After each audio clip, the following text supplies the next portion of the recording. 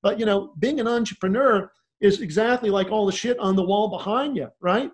It's failure. It's bouncing back up. Mm-hmm. It's taking risks. It's understanding people are going to doubt you. People are going to criticize you. You got to make sacrifices. You're going to be rejected. And so that's the difference between, being a successful millionaire and, being a dude that can actually, go out there and make it happen, which is why I love what you're doing with your Millionaire podcast.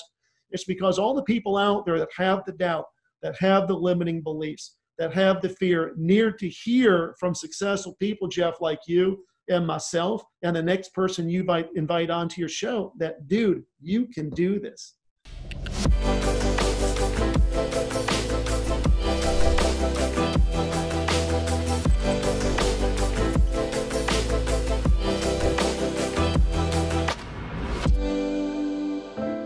Welcome back to another episode of Millionaire Secrets. Excited to be back with you. This is Jeff Lerner, your host, and I am joined today with a actually fellow Houstonian, which you guys know I always get kind of almost a little dorky excited when I'm working with fellow Texans or Houstonians. But I'm with Brad Blazar today, and I don't even want to try to say who he is or what he is. We're gonna let him say it in his own words. But I can tell you that he's wildly successful. Helps people raise billions of dollars. He's been through the same hell that all successful entrepreneurs have been through. It's just his own flavor of it, and we're going to hear about it. Brad, I'm glad you're here, man. Thanks so much, Jeff. I should have worn my Stetson for you this afternoon. Yeah, for sure. But is that so that chandelier behind you, is that any kind of like a horn rack thing? No, that's just wood? That's just wood. No, that's Okay. just a wood globe. No, I know exactly what you're talking about. Yeah. They have a lot of those out here with the deer antlers that they take and the cool chandeliers. You see a lot of those out in Taos and Santa Fe, and of course the ski lodges where you are out there in Utah. But no, that's just a big orb that we have. All right, cool. Well, yeah, Stetson or not, I appreciate a fellow Texan. Are you native from Texas originally? No, I actually moved here to Texas back in the early 80s. I went to a school at UT up in Austin, transferred. I was actually studying architecture. My ambition when I was actually going to school was to become an architect. I was really good at designing things and really good at drawing, and got sidetracked and ended up in the oil and gas industry. Basically working as a broker, getting on the phone, calling high net worth accredited investors, raising money for this company's oil and gas ventures. And one thing led to another. I went to work for another company doing something very similar and found out, unfortunately, that second company didn't have the same ethical standards that I would have liked them to have. And so I resigned, and my investors turned to me and said, Brad, what are you going to do now? And the funny thing, of course, back then, I was much younger, is we didn't have internet, right? You were raising money on the telephone, dialing for dollars. And so I had cultivated this list of investors all across the country. And they just said, well, why don't you do it, but do it with some integrity? And so I was actually catapulted at the young age of 23 into the oil business, Jeff, as the founder and CEO of a company. I started with about $10,000 in savings that I had saved up over a couple of years. And, just printed some business cards and some letterhead, got on the phone and started dialing for dollars. And literally over the course of about a decade, built that company up to a multi-million-dollar company, raising millions of dollars a month from investors all across North America. We were drilling for oil and gas in Texas, Oklahoma, Louisiana, and I was having the time of my life. So, first of all, the 80s, Houston, oil and gas, it was a boom. You're clearly not the only person that got sidetracked in that industry. That was back when, not to get too like nerdy Houston trivia, but isn't that back when Le Colombe d'Or, that ritzy restaurant, used to have their, I read this in Texas Monthly. They had a lunch that was, the price of lunch was whatever was the price of a barrel of oil. So it would change every day, but I say that to illustrate how fundamental oil was to the Houston economy back in the 80s. It was definitely very fundamental, much more so then than now. Yeah. I actually started my company in Austin, and we started, of course, in a small executive suite, and we quickly grew, and then eventually I took over the entire third floor of one of the big bank buildings downtown, and We had staff on site as well as, of course, out in the field. We had about 30, 35 employees on our payroll, blowing and going. And here I am, in my 20s, I'm driving around town in a nice Porsche, and then eventually I bought an old Jag XK, the V12 convertible, which I still think to this day is one of the coolest, nicest, exotic convertibles ever made. It was the one, of course, that Austin Powers drove around in, right? Yeah. And then, things changed. I mean, oil prices plummeted because back then OPEC was in much more control of oil prices than they are today. Of course, back in the late 80s, the Tax Reform Act took away a lot of the drilling incentives investors had. And so I, over about a year and a half, just slowly consolidated and just basically dissolved the company until one day we no longer existed. I never filed for bankruptcy, never really had to. That never entered my mind. But at the time, I went back to school. I completed my undergraduate degree, and then I came out, and I was out interviewing for work. And I'll never forget the feelings I had because I was out interviewing for a job, and people were offering me salaries that were comparable to what I used to make in a month.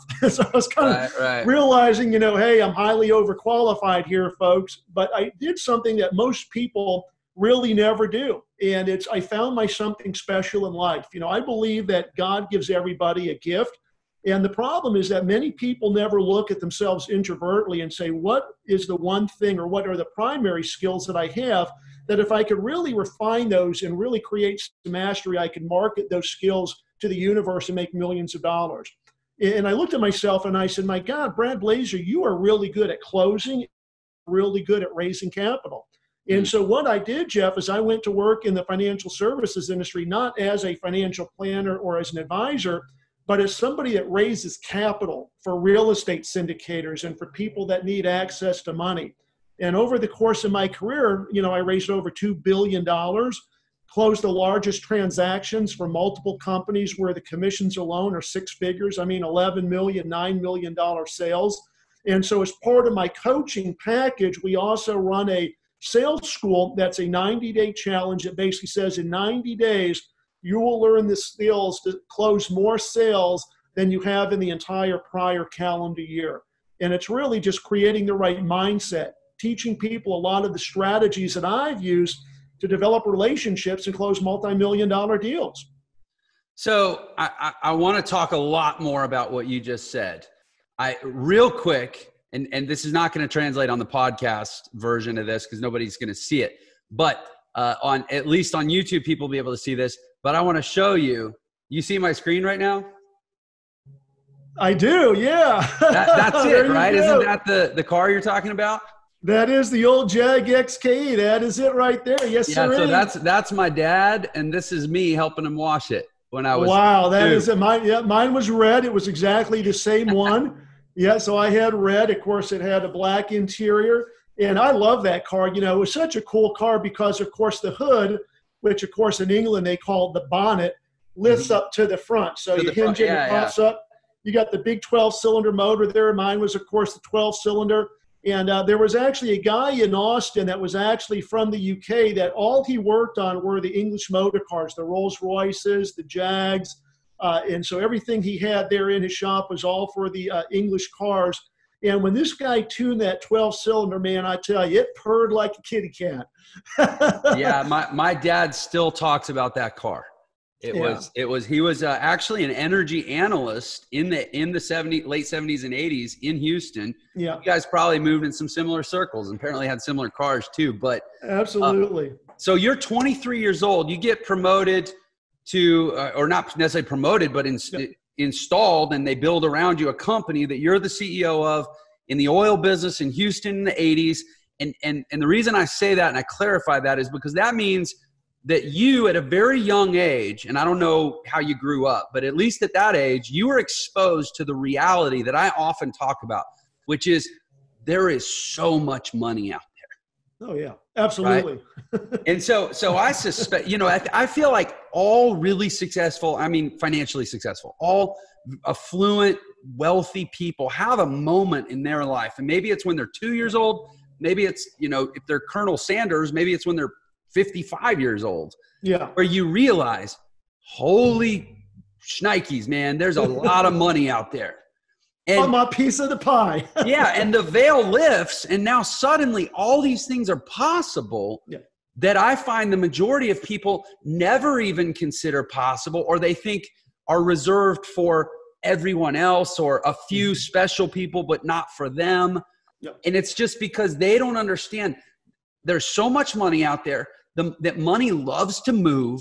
Money is drawn to opportunity, is drawn to talent, is drawn to energy, is drawn to speed of motion, and that you can get yourself in that flow and access it and basically change your life with other people's money in a variety of different ways. And so for you, at least by 23, you knew that. I figured it out. Absolutely. And you never had to wonder after that if you could pull things off, right? Correct. Absolutely. I mean, I knew growing up that I wanted to be an entrepreneur. I was really studying architecture, not to be an architect, but to use those skills and become a real estate developer. Because let's face it, that's really where the real wealth is created. It's developing real estate. It's designing projects. And so I grew up in an environment, basically, middle class. Both my parents worked. My dad was an executive, highly educated. My mom basically was a housewife and a mom for many years until the kids got older. And then she went to work in real estate when we lived in Dallas. But I remember growing up as a kid, I had an uncle that was actually an orphan. And he was responsible as a boy when he was about 6 to 8, really kind of looking after his sisters. And as a teenager, he grew up in New York City, and he went to work in the textile factories in New York. Basically, his job was just carrying around bolts of fabric from one seamstress to another seamstress. And one day, for whatever reason, this guy that had money, Jeff, came up to him and said, "Henry, I really like you, dude." And so they started talking, and what this man basically painted was a picture where my uncle would basically be the guy that would get the cloth. And this other guy was basically going to be kind of the financial backer. And they started a company called R&K Fashions back in like the 1920s or 30s that quickly became one of the largest women's fashion lines in the fashion industry at the time. And what really made them successful back in the day was they were the very first company to put zippers in women's clothes. And so the funny thing is, of course, he became very affluent, very wealthy. And I remember he actually at one point was the owner of the Palm Beach Country Club down in Florida. We were down there for the holidays, and he was walking me around as this little kid. It was very impressionable. And he pointed to people. He said, "You see that guy over there? That's the guy that makes all those little erasers, Brad, that go in the end of your pencils. You see that guy over there? That's the dude that makes all the hangers that are hanging in your closets." And I was just like this little 6, 8-year-old kid in awe, right? But that had such an impression on me that when I grew up, I just said, I want to be successful. I want to do something that creates a legacy. And so for me, really, when I started my oil company, what I realized at the age of 23 is if I don't take this chance and commit and take action, I may never have the chance to actually be an entrepreneur and start a company and own a business and help change people's lives. Because I felt if I fail, I can always go back to school. I can always go and get a job and do something else. And so I just took that leap of faith. In life, I tell people sometimes it's ready, shoot, aim, right? It's supposed to be ready, aim, shoot, but too many people spend too much time aiming. They never pull the trigger. Yeah. And so I tell people, man, just pull the damn trigger. Take that leap of faith like I did. Take that leap of faith like most entrepreneurs do, because most entrepreneurs will tell you, I didn't know half the stuff I needed to know when I started, but I figured it out along the way. That's part of the journey of success. You figure things out. You realize, I got to figure out how to do payroll. I've never done payroll before. So you call your accountant. Your accountant tells you how to do payroll. You say, oh my God, there's some security laws that I need to realize because I'm now selling securities to investors. I better get a securities attorney. And so what entrepreneurs very quickly figure out to be successful is you have to build that team of people around you, right? You have to find out what it is you don't know and then hire people to your team that know more than you do about certain areas that you need in your business in order to move you forward and be successful. Yeah, building your skills and building your team. That is my, there's a lot of different ways to try to sum up who we are and what we say. But I mean, that's basically it. And just for a little bit of context for you. So my audience, it tends to be, and I say this for my audience too, there's a group of people in this world that either want to start a business or they have a business and they want to know how to grow their business, or they have a job and they want to find a different path because they don't love their job. And so those people, I think, are attracted to the idea of entrepreneurship, right? But then there's other people who go, I don't want to be an entrepreneur. I want to do a job, and they're great, by the way. They thrive, they kill it, they do so well for their company. They still create a lot of value. It's not a bad thing. So the frame I want to put all this in is that it's not about turning everyone in the world into an entrepreneur. It's about, I think, expanding people's scope to understand entrepreneurialism and an entrepreneurial way of being in the world, where it's about value creation, it's about being adaptive, it's about taking reasonable risks, and it's about betting on yourself and backing it up with confidence. It's about being highly disciplined and obsessed with follow through, and all those qualities. It doesn't matter if you actually want to technically start a business or not. These are things that are just going to make your life better. They're going to make your job better. They're going to help you be successful at starting a business. And the reason I love entrepreneurship and learning to own and operate and hopefully automate a business is because it forces those qualities. Because you literally can't survive without them. If you have a job, you can kind of hide while being average in a lot of jobs, right? But as an entrepreneur, it's the quick and the dead, man. You're either great or you're out of business. And that's why I love the entrepreneurship conversation. But ultimately, I don't think you are, and I certainly am not only talking to people that own a business. It's people that want to own their life. No, you're absolutely right. It's basically performance coaching. It's lifestyle coaching. It's getting people to understand that your life today doesn't have to be your life next year. You have the ability to transform your life. And really, a lot of it just has to do with your habits, your beliefs, and understanding that if you change those, you can move forward and have a tremendous impact. So one thing has now clicked with me that it was in the bio that I read on you that said he's a lifestyle architect. That has additional meaning now that I know you trained as an architect. I have to ask, are you an Ayn Rand fan? No, I'm not, but I know who he is, absolutely. Okay, so the book, The Fountainhead, was one of the most impactful books in my life, and you might really enjoy it. It's 700 pages, so it's not to be taken lightly, but the protagonist is named Howard Rourke. He's an architect, of all things, but it extracts from the practice of architecture and the philosophies of architecture, this sort of creative / technical blend of genius that I really think is instructive on how to be great in this world. That overlap of the creative, but nothing, at the end of the day, architects, they can't design things that won't actually stand up. There's an engineering standard, not just an aesthetic standard, right? And that I think is so powerful. Yep. In terms of what we do and how you create your life. So, and anyway, that's kind of an aside, but you might really like the book. So you're 23, you find out there's all this money in the world, you get really proficient at attracting it. You drill for oil. We all know there was an oil bust at the end of the 80s, basically. Yeah, it was roughly 88, 89. Yep. Okay. Yeah. Yep. So the wall fell down, and so did oil prices. Right.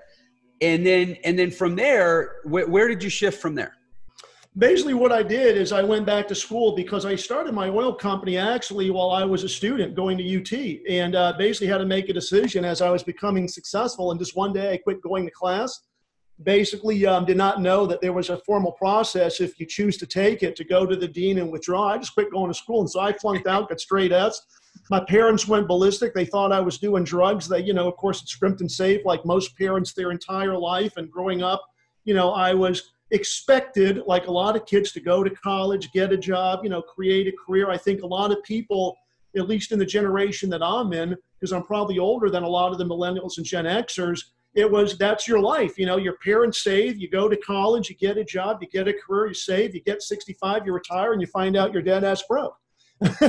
And so, it's funny that along the way, I got an understanding and a sense of what this entrepreneurial journey is. And I've always been very entrepreneurial.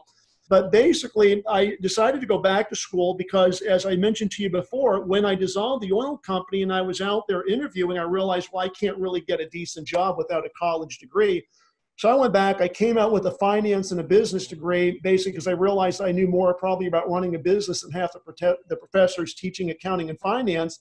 And so when I came out, that's when I entered financial services, and I said, look, I'm really good at raising money. I know how to close investors. I can get on the phone. I can raise hundreds of millions of dollars. And if I can get paid a commission on all of the millions I raise, I can make a great six-figure income, which I've done.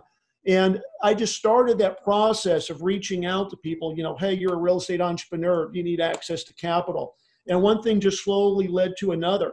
And so I did that, and when I was extremely successful. But I got to a point basically where I said, look, I'm going to write a book because I want to chronicle the success I had at a young age. Not many 23-year-old kids go out and start multi-million-dollar oil companies. And then when I was in financial services, I had the very rare pleasure of interacting with or hearing from a lot of great thought leaders, people like Kevin O'Leary, people like Joe Namath, people like George W. Bush, people like Irving Magic Johnson, and so many others. And so in my book, On the Wings of Eagles, really what it is, it's a compilation of the habits that these people have that have made them successful.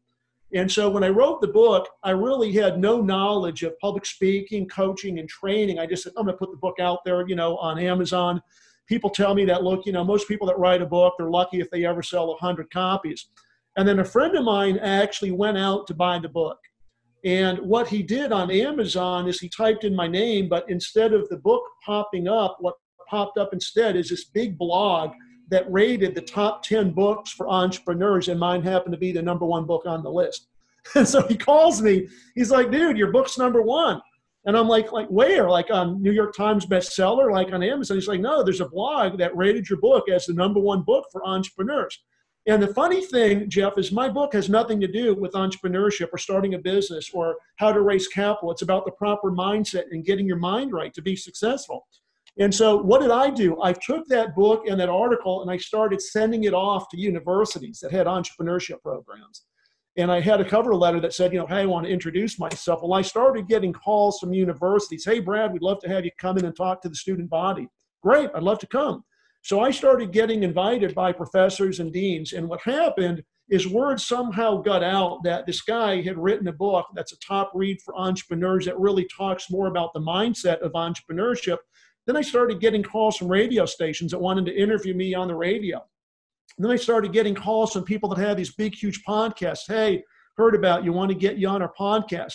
And things just exploded. I mean, it was like almost in 2 months, boom, I'm getting calls to speak. I'm getting calls from, big time people like Roland Frazier out in San Diego to, be a speaker at his mastermind groups, closing table, war room. And it's just exploded. And so now I basically said, look, there's a much bigger picture in Brad's future. And so really what I do now is coach, train, and speak. And I've got coaching students now in 6 countries around the world. I've got a great podcast with a great following, Facebook page. And I'm just having the time of my life like you are, just really giving back and transforming people, because you're exactly right. Most people have limiting beliefs and self-doubt. And the biggest fear I think that a lot of people have is not the fear of failure. What I've come to learn being around a lot of thought leaders is the biggest fear we have is the judgment of other people. It's like, if I do this and I'm not successful, what are my parents going to think about me? Or what are my siblings or my best friends going to think about me? And what I've come to learn being successful is successful people, Jeff, do not listen to their feelings, right? You've got a goal and you want to commit, and hallelujah, you're going to go and do whatever the hell it takes to reach that goal, and you're going to turn your back to the naysayers and all the haters. Because the funny thing that I learned when I wrote my book is when that book published, who do you think I expected to be the first group of people to run out and get that book? My mom, my siblings, my aunts and uncles, and hallelujah, not a single one of them bought my damn book. And I'm going, what in the hell's going on here, folks? I'm an author. But, it's because they were the naysayers. They were like, Brad, what the hell do you know about coaching people or being a trainer? And then as this journey has become successful, I now have coaching clients in the world, and I've got a huge following, and I'm on podcasts and radio and TV, etc. They're like, holy shit, he actually does know what he's talking about. He proved us wrong. And that, I think, is so much fun, because what you're able to do is use that fear of the unknown as fuel. And that's really what inspires me. It's to prove other people wrong. It's like Elon Musk. When people said, Elon, are you crazy? You're going to blast a rocket ship and take people up to the space station. The only people that have the budget that can do that is NASA, right? And look at the dude. I know, right? You just said so many different sweet notes of music to my ears, man, about literally, right. I was like a minute late coming to getting here for this interview. And I told you, I was just ranting on a live stream. I was literally ranting about the fear of judgment and the shame and the way it makes us small and keeps us closed off, and just the freedom and the opportunity that comes from shedding that skin. As you were talking, I pulled up, I think sometimes people that haven't done this, people that haven't put themselves out there in a really, frankly, very public and vulnerable way. What that means is they haven't experienced it, so all they have is assumptions about it. If you haven't experienced something, then all you can do is assume what it'll be like. Exactly. And, the reality is, it's not about figuring out how to do it in a way that, like you say, spares your feelings. Feelings are a horrible reason to do anything, right? I mean, especially when I was younger, I have fallen in love with girls that would have been an absolute disaster for my life. Mm-hmm. Right? Feelings are terrible. I have my actual a Facebook ad that I run. I run tons of Facebook ads. If I scrolled these comments and I use these as any sort of anything other than fuel, mm-hmm. I literally would have committed suicide by now. Yeah, exactly. You're absolutely right. This person says, your eyes are way too close together. Okay, thanks. This guy says, F off. And then another guy says, F off. Another guy says, $50 million, why don't you go buy some good teeth? Yeah. Nobody's ever told me I have bad teeth. Maybe I do. That's food for thought. Okay. Another guy says, the only thing you have to offer is a plastic face, dickhead. A lot of people have issue with my face. And, man, it's like, dude, at the same time, these ads are crushing it right now. That's why you're seeing so many of them. That's the thing, Jeff, is, you and I have been out there doing this long enough to realize, the naysayers will always be there. The haters will always be there. Yeah. And as, Bradley will say, or as, Donald Trump will say, the more haters you have, the best job, you're doing the right thing, right? Yeah. So, amen. And the liberation that comes when you realize that, like, the whole sticks and stones thing that your teacher told you is actually true. Absolutely. Absolutely. Right? Absolutely. It's so funny how people that kind of like, turn their nose up to you or say, what are you doing? Become your followers eventually when you certainly reach a level of success where they're like, holy crap, dude, guy's living in a nicer house than me. He's driving a nicer car than me. He's wearing a nicer wristwatch than me. Maybe I should actually enroll in his coaching program or start listening to some of the things he's saying, because he's definitely got something figured out that I don't know. And it's really just that, it's really just understanding that you are basically a creature and a product of your belief system. And, you and I know that most of your limiting beliefs start in your formative years when you're a child between the ages of 7 to 12. That's when your parents are telling you, don't do this or you shouldn't be doing that. And all of that crap is festering in your subconscious mind. And I tell people that what you have to do every time a negative thought kind of enters your conscious is you have to challenge that thought and say, is that real? Or is that basically an untrue thought that's entered my mind based on all of the crap in the past? And if you can think of one counter example that basically crushes that thought, you basically eliminate that thought and replace it with a positive one. And what I mean by that is, if you're scared, for example, about public speaking or getting on stage in front of an audience, think of one example in your life where you've actually spoken to a group and you got some feedback, maybe from your boss or maybe from a teacher or somebody that looked up to and said, hey, you actually did a good job the other day. Mm-hmm. What that does is it contradicts the self-doubt. And now you can actually say, you know what, I'm actually a pretty good speaker because I got positive feedback, and use that to fuel yourself so that you're now more comfortable doing that rather than having that limiting belief that's holding you back.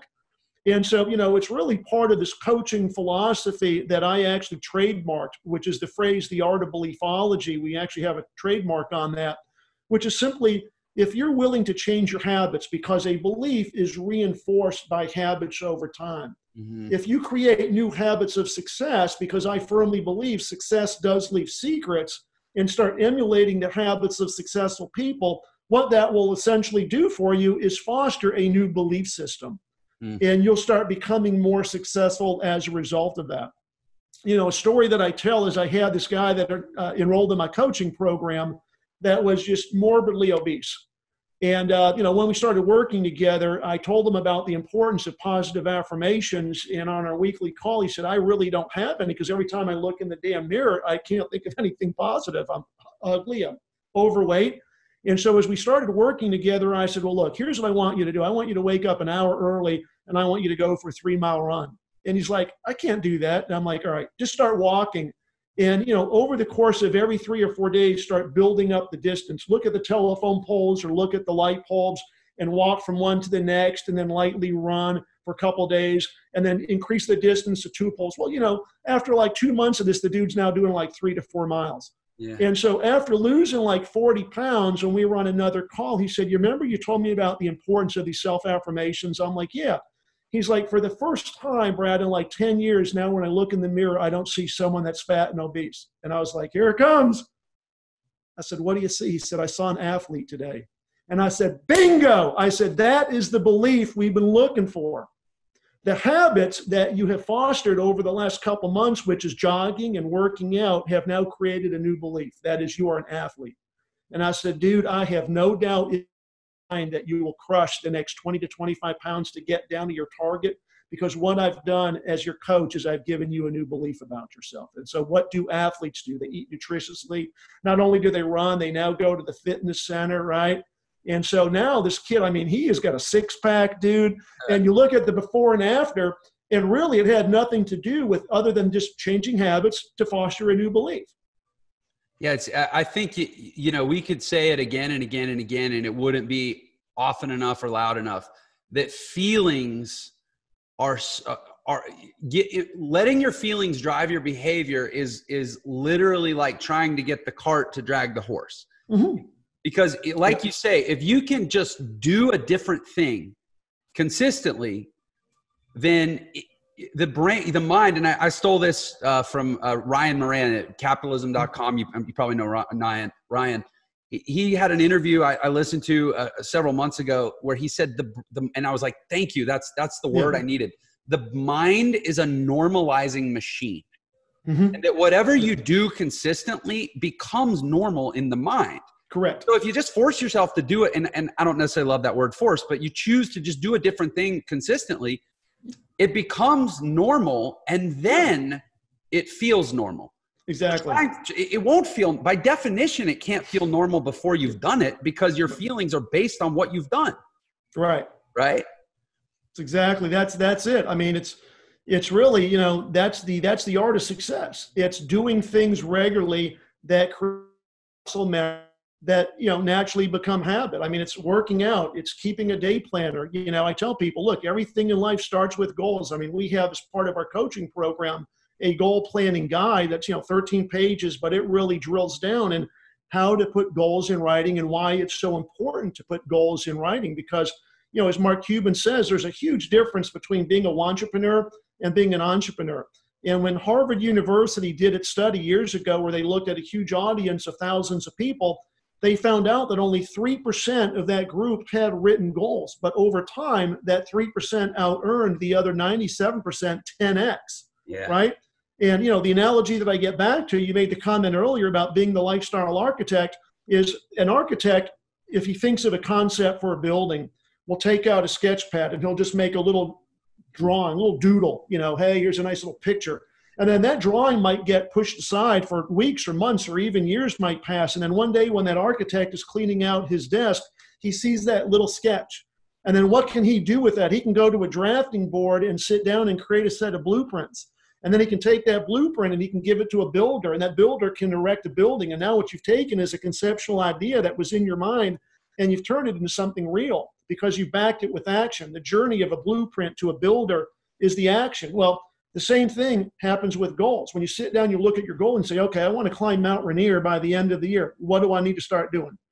Well, you can figure it out. I need to start hiking. I need to start getting fit. I probably need to go get a backpack. I probably need to get a guide. Whatever it is I need to do, I can figure it out so that by the end of the year, I can actually reach the journey of attaining my goal. But if you never write it down and it just floats around up there, it's really nothing but a dream, right? And, I tell people goals without actions are nothing but dreams. Yeah. And the power of writing it down, man. I'm glad you said that. So I want to ask you this. You've said so much that, I love it when it all comes together. You never know what's going to get said on these conversations, but like you've said so much that's so in line with things I say all the time. And I love it and I appreciate it. And that's good. They're hearing it from more than one person. They don't realize you're not full of BS. They're like, yeah, this guy, Jeff Lerner, is full of BS. But when they hear it from another guy and then another guy and then another guy, they're like, well, maybe Jeff actually knows something. Exactly. Well, what I've loved about this journey, I started this show called Millionaire Secrets, where basically I find millionaires and I say, what's the secret, right? And it's all so consistent, man. It's just deep, prophetic truth and wisdom. It doesn't change from person to person, experientially, philosophically. It's always the same. So one of those truths is sales. Mm-hmm. Yeah. There's no way to say I like money, but I hate sales. That doesn't make any sense, right? It's like saying I like babies, but I hate sex or something. Like it doesn't make sense. Sales produces money. And exactly. So let me ask you this. I mean, some people wouldn't technically see it as selling, but look, you're getting on the phone and asking for somebody for millions of dollars, you're selling, right? So you had the belief or you had the evidence shown to you that there's all this money out there. And then you said, okay, I'm going to make a career out of going to get it. So to a big section of my audience, I know that one of their natural objections to saying, oh, I'm going to take the risk, I'm going to bet on myself, I'm going to do the thing is I lack resources. I lack money, or I lack influence, I lack, opportunity, whatever. You go get the things that you lack. That's what you do. If you don't have it, you go get it. So as somebody who's gone out and gotten billions of dollars, can you talk? I mean, give me any insight, any wisdom you can about what does it take to to become good at going to get the things that you lack? Yeah, absolutely. It's a great question. And that's why I've called my coaching program Build a Beast. Nice. So many people lack the courage to go after things they want in life. They either feel I'm too young, no one's going to take me seriously, or I'm too old in my career, no one's going to hire me. They lack the courage. My good friend, Coach Michael Burt, refers to it as prey drive. Prey drive is simply defined, Jeff, as the ability to see something with your mind or see something with your eyes and then chase it and catch it. And unfortunately, for most people, it hasn't been activated. It's dormant, basically, as a quality within that person. And I believe what a good coach like myself and what Coach Burt are able to do is activate that prey drive. It's make people hungry for successes so that when you wake up every day, the clock is reset at 0 and you're going for what you want in life, which is money. It's sales. It's what drives people. Now, there are certain things that can activate that beast mindset or that prey drive. One is exposure to big-time people. The first time I flew on a private Learjet, I'm like, holy crap, I want one of these too. And so that activated my prey drive. It made me hungrier. It made me go out the following month and close more sales than I had in the prior 6 months. Another way is just competition. And so there are certain ways that coaches know how to activate prey drive. But I think the other thing really is a lot of salespeople don't understand that there's a big difference between being a salesperson and being a closer, right? Salespeople, I believe, self-flirt. Whenever they get an objection, what they do is they say to the other person, Jeff, that's great. Let me send you some more information and follow up with you sometime next week. And what happens? Next week turns to next month turns to next year, and you wonder, why is this dude never returning my damn telephone calls? It's because you blew the opportunity to close, dude. You should have closed by isolating the objection, finding out the real reason, and then going for the knockout punch. So I tell people, quit selling the flirt and grow yourself a set of big brass balls. When I was 23, 24 years old, I realized that when you get to a point in sales, you have to create sometimes what I call positive tension. Okay, here comes the close. There's going to be a little positive tension. Now, I'm not going to be rude and I'm not going to be impolite. But I want to share this story with you because it really validates this point so accurately. When I was 25 years old, a couple years after I'd started my business, I was actually on the phone talking to this guy that was a retired neurosurgeon. And in building that relationship, he told me that he was investing in casinos with Sheldon Adelson. You know, the dude had a private jet. So I knew the guy was hugely overqualified. This dude could write me a check for a couple $100,000 and not lose any sleep. But the problem is there was one reason he wasn't committing. And I think the real reason is in the back of his mind, he knew, hey, there's a risk in drilling a dry hole here. I could write a check for $250,000, $500,000 and never see a dime back, right? Because there are dry holes that are drilled in the oil business. And so I finally on the phone one night, because I used to have my guys come in and we would call out to the West Coast. He was out in Palm Springs, California. I think it was about 7:30. And one night I just finally said, Dr. Schnack, it takes two things to invest in an oil well. He said, what? I said, it takes big old balls and lots of money. Which of the two don't you have? And I just bit my tongue. And after what seemed like an eternity, he said, tell me again how much 3 units in your program costs. I said, baby, let's go get your checkbook and get you on board. Now, most kids that age would never think about saying anything like that to a dude that's worth millions of dollars. Was I rude? No. Was I inconsiderate? No. But what I did is I created a little bit of tension where that guy was going to prove to me that night that he had some cojones and he also had a lot of money. But, you know, that's how you close. And I tell people, you've got to have the courage because you're so convicted in what you're selling and you believe so much in what you're selling and that it can help people that you're willing to go the distance, right? You're willing to go the journey. And most people give up after 3 or 4 follow-up attempts, not realizing that in many cases, what that person is simply saying is, you haven't shown me enough to convince me that I need to come on board. Statistics show it takes 7 to 15 touches in many cases to take a prospect from the journey of being a prospect to being a consumer or a customer. Well, if you're going to give up after the 3rd or 4th attempt, just assuming the dude ain't interested, think about how many more sales you could garner if you just went the distance through linear and nonlinear follow-up. Send the dude a link to an article that you wrote and said, hey, Jeff, I thought this might be of interest.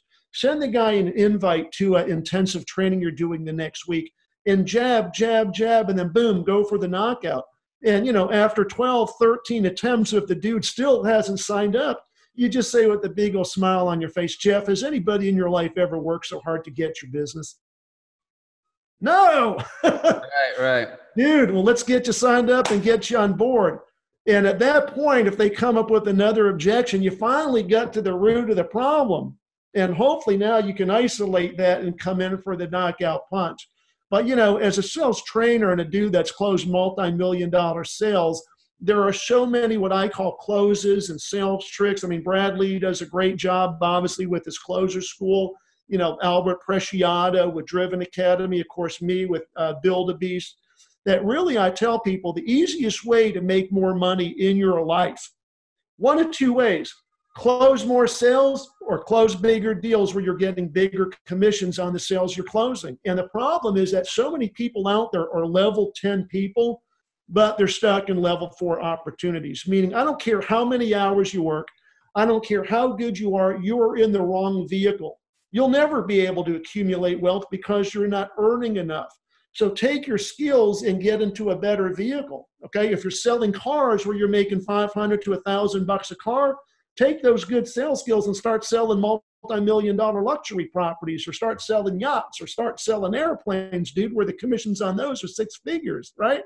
And so a lot of times I tell people, man, you're probably a 12-cylinder dude, but you're putting around on 6 cylinders. You've got another gear inside you. You know it.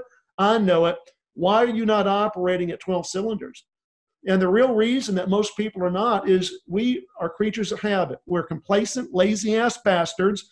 We always contract when shit gets tough. We crawl under a rock like Chicken Little. We want to hide, when in reality, what you got to be is out there every day, right? You got to be out there hustling and grinding. And my good friend Matt Monero calls it grit, but that's what it takes to be really, really successful. And once you get to a big point of success, the thing that keeps you going is the fear of loss. I realize if I back off the pedal, my sales go down a cliff, can't pay all the people on my team, can't afford the nice big mortgage and all things I like in my life, like the luxury vacations. And so now that I'm at a pinnacle in my career, what keeps me going and what keeps me hustling every day is the fear of loss. It's I don't want to lose everything I've worked so damn hard to build, because I know what takes years to build can be knocked apart in just a matter of weeks and just a matter of months.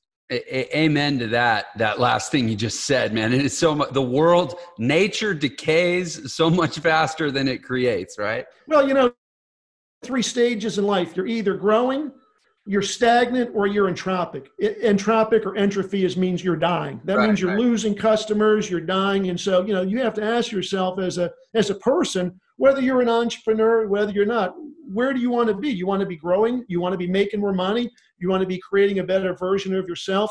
I mean, I don't know if you've ever seen this, but one of the best short videos I've ever seen in my life was Matt McConaughey when he won the 2014 Academy Award. He's wearing that nice white dinner jacket, goes out there, he's holding, of course, the Academy, and he says, there's 3 people here I want to thank tonight. The first is my good Lord, the God I prayed for all the success in my life.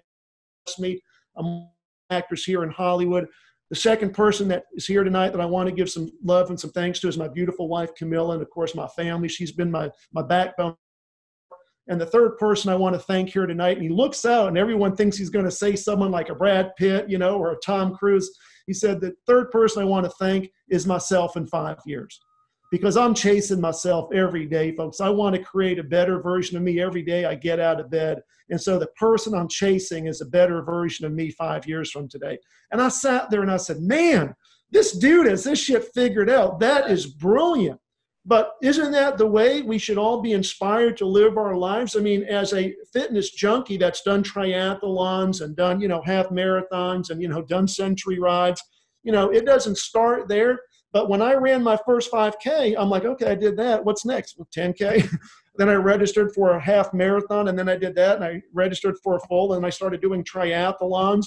And, my good friend Darren Miller, who undoubtedly is probably one of the greatest endurance athletes, who's one of only 2 people in the world that's completed the Ocean 7 swims on the first attempt. This dude's training for a 200-mile ultra. I'm like, dude, that's like running from Houston to Austin and halfway back. How in the hell do you run 200 miles? He said, mindset. Yeah. He said, endurance race, Brad. This is a race of my mind. Man, I have a book on my shelf. Oh, here it is. A book on my shelf back here that I if you've not read it, I know you'd love it. Yeah. But for my audience, guys, this is, the book. I know, Sam. I know The Fighter's Mind. Yep, absolutely. Yeah. I mean, this book, he has an ultra marathoner in here. He has martial artists. He interviews Dan Gable, the historically great wrestler. Well, it's like Goggins. I mean, look at David Goggins. Former Navy SEAL. Dude, of course, is just a phenomenal phenom of human nature. Dude. I've done century rides, 100-milers. I've of course I've done triathlons, and I tell people, it's what the Navy SEALs teach, and it's what Goggins said. When you're running a marathon and your mind is, I'm tired, man, I'm sweaty, I'm fatigued, I'm ready to just quit, your body is only given 40% of what it's capable of delivering. And so your mind has to tell you, pushing on, dude, because you ain't done yet. The finish line, another 8 miles, and that's where that self goes in, right? That gets you across the finish line as a marathoner or as an ultra marathoner. The same thing with business. I mean, there were many days in my journey, it's like, how in the hell am I going to make payroll next week? And I have no idea where payroll is going to come from. And of course, you figure it out. You move some money around from one account, or you give the company a loan account, you pay yourself back. But, being an entrepreneur is exactly like all the shit on the wall behind you, right? It's failure. It's bouncing back up. Mm-hmm. It's taking risks. It's understanding people are going to doubt you. People are going to criticize you. You got to make sacrifices. You're going to be rejected. And so that's the difference between, being a successful millionaire and, being a dude that can actually, go out there and make it happen, which is why I love what you're doing with your Millionaire podcast, It's because all the people out there that have the doubt, that have the limiting beliefs, that have the fear, need to hear from successful people, Jeff, like you and myself, and the next person you invite onto your show, that, dude, you can do this. Yeah, you really can. And you know, people say, again, probably the predominant question I get is like, I mean, it comes down to this: how do I get money when I don't have money? Yeah. What do I do when I lack? And I got one word: sell. Ask. To create and transfer belief in such a way that people will exchange their money. Yeah, exactly. That's it. You know, and if you're not if you live on an island and there's no market or, you know, bazaar or place where you can actually go sell, learn to market. Learn to be involved in the process of sales in such a way that you can get paid remotely. Learn to write copy. Learn to do direct response design. Learn to build sales funnels. But you gotta embed yourself in sales if you want to create resources from a lack of resources. That's it. Absolutely right. So, okay. Well, listen, man, I love this conversation. I feel like we could go for hours on this. I have no doubt. I want to. So let's take that a step further. People say, yes, I want to learn to do this stuff, or I want to take the next step. And I like this Brad guy. He's going to steer me. How do they go? How do they find you? Where would you direct people? And what are your various things you would offer? And obviously we'll get links and put them around the show wherever it appears. But well, the first thing I'd like to do is I'd like to offer everybody and anybody that's listening to this that finds it a free gift. So I'm going to give everybody that is on this that wants a free gift. And that is, of course, access to our goal planning guide. We normally sell it for $20. It's everybody's gift for free. Cool. All you have to do is just send an email to info, it's info at bradblazar.com. It's BRADBLAZ, like zebra, AR. Just make sure you put an A at the end of my last name. I'm not a Chevrolet. I'm not a blue sports coat. It's Blazar with an A at the end. Info at Brad Blazar. Just say you want the goal planning guide. It's my gift to everybody because, like I said, everything starts with goals. But the easiest way to connect with me is on Instagram. Brad Blazar, BRADBLAZAR on Instagram. Of course, we got a Facebook group, which is called Beast Nation.